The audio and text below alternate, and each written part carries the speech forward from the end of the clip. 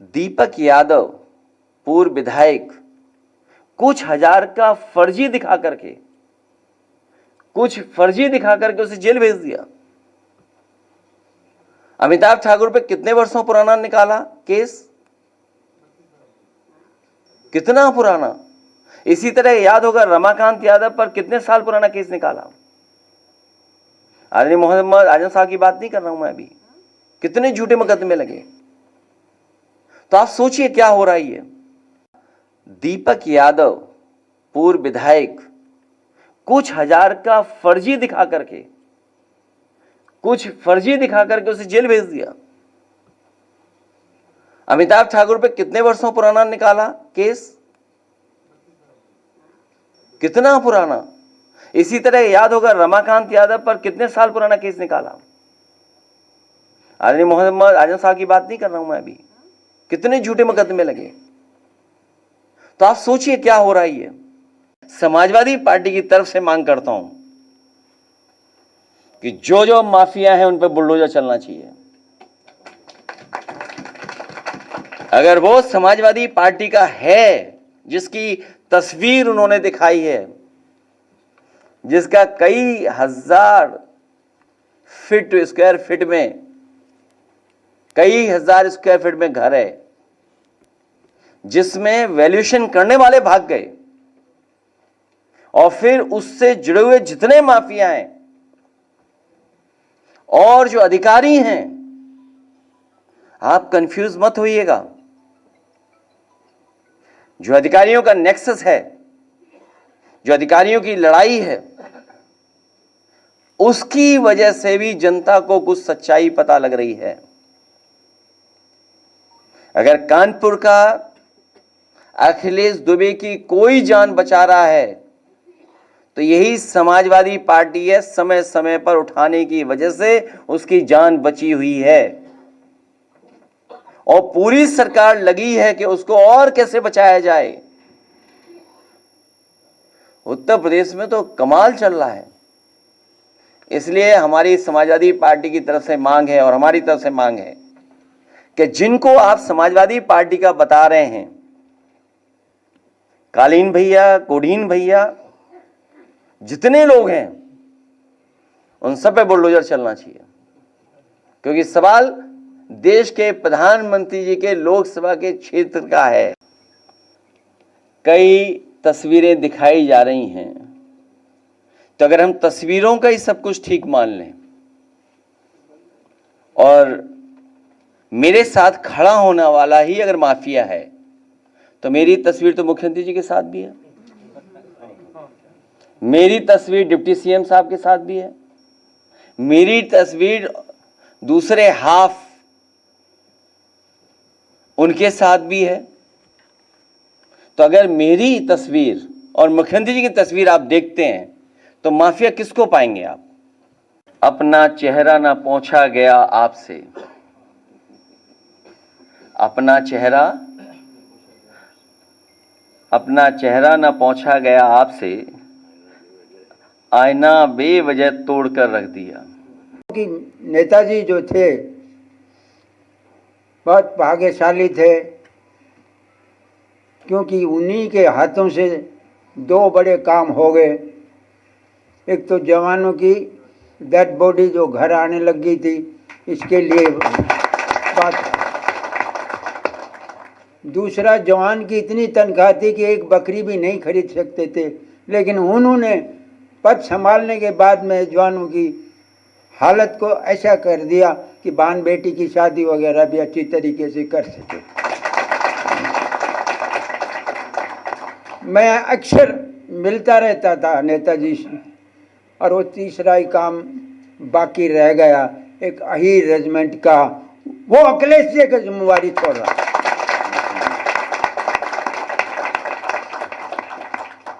बाकी मैं आपका समय लिया, माफ़ करना। लड़ाई आपने देख ली है, आगे भी अगर मौका मिले, अभी तो उम्र 87 साल हो गई है, 3 दफ़ा मेरा जांगला मुबार, अब भी जाने के लिए तैयार हूँ। जय बात, क्योंकि मैं खुद मिलिट्री स्कूल में पढ़ा हूँ।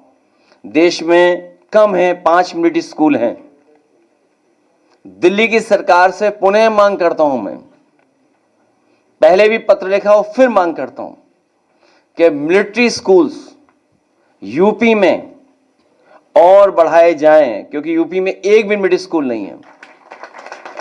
ये कंफ्यूज मत होइएगा कि सैनिक स्कूल और मिलिट्री स्कूल में क्या फर्क है। सैनिक स्कूल तो हैं जगह जगह, लेकिन मिलिट्री स्कूल नहीं है। मिलिट्री स्कूल केवल 5 हैं। तो हमारी मांग है कि उत्तर प्रदेश में भी मिलिट्री स्कूल बनाए जाएं।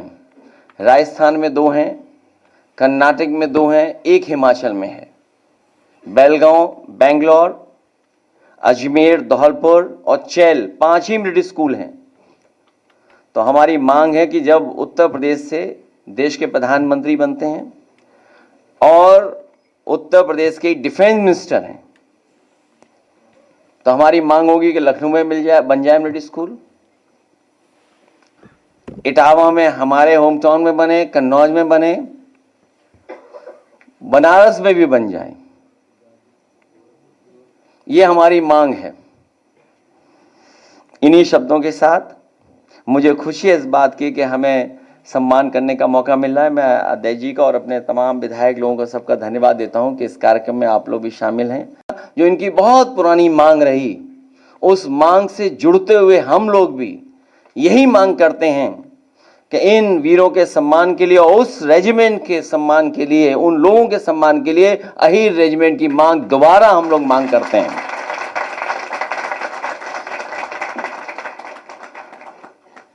मुझे याद है देश की किसी पॉलिटिकल पार्टी ने अपने अगर मैनिफेस्टो में कभी लिखा तो वो इकलौती समाजवादी पार्टी थी जिसने अपने मैनिफेस्टो में ये डाला था कि समय जब भी हमें सरकार बनाने का मौका मिलेगा, दिल्ली की सरकार बनेगी, तो हम सब लोग मिलकर के अहीर रेजिमेंट की बनाने का काम करेंगे।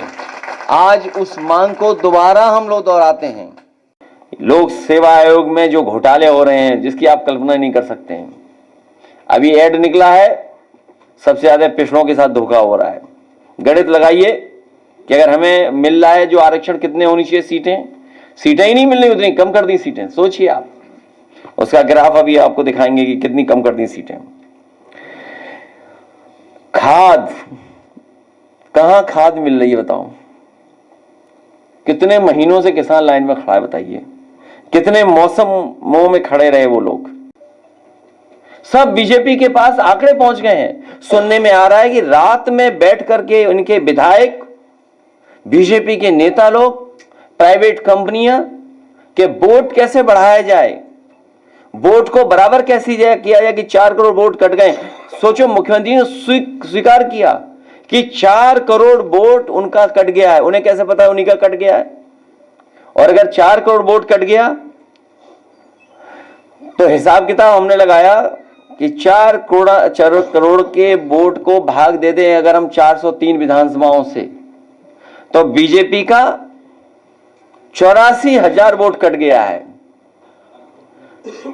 उधर 84,000 हराएगा इन्हें और 40,000 हमारा जिताएगा। अमूमन हम लोगों ने देखा है कि कोई घटना हो जाए, बुलडोजर चल जाता है, बुलडोजर तैयार रहता है। इस बार पता लग रहा है कि मुख्यमंत्री जी का ये जो खिलौना बुलडोजर है, इसका ड्राइवर भाग गया है, चाबी खो गई है लगता है इसकी, डीजल नहीं, चलने के लिए ईंधन नहीं है उसमें। कि आखिरकार है कहां वो बुलडोजर? और मैं डेटा के साथ कहता हूं, 22 या 24 जगह बुलडोजर चला है। हमारे पूर्व मंत्री जी भी अभी बता रहे थे, अम्बेडकर नगर में एक का घर गिरा दिया, और घर गिराने पर जो अनलॉफुल थिंग है, मतलब लीगली राइट नहीं है, तो अब सब प्रशासन लगा हुआ है समझौता करने में। कोडिन सिरप और कफ सिरप को लेकर के केवल यूपी के आम लोग चिंतित नहीं है, गरीब के साथ साथ पूरे देश में इस बात की चिंता है कि सबसे महत्वपूर्ण जगह से ये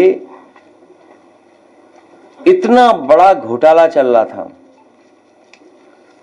प्रधान सांसद जी के छेद से शुरू होकर के न केवल यूपी, देश भर में और दूसरे देशों में भी कोडीन सिरप, कफ सिरप को भेजा जा रहा था। और उसके पीछे शुरुआती दौर में ये बात निकल कर के आई, कुछ 100 करोड़ का घोटाला है ये, लेकिन बढ़ते बढ़ते ये निकल कर के आ रहा है कि हजारों करोड़ का घोटाला है।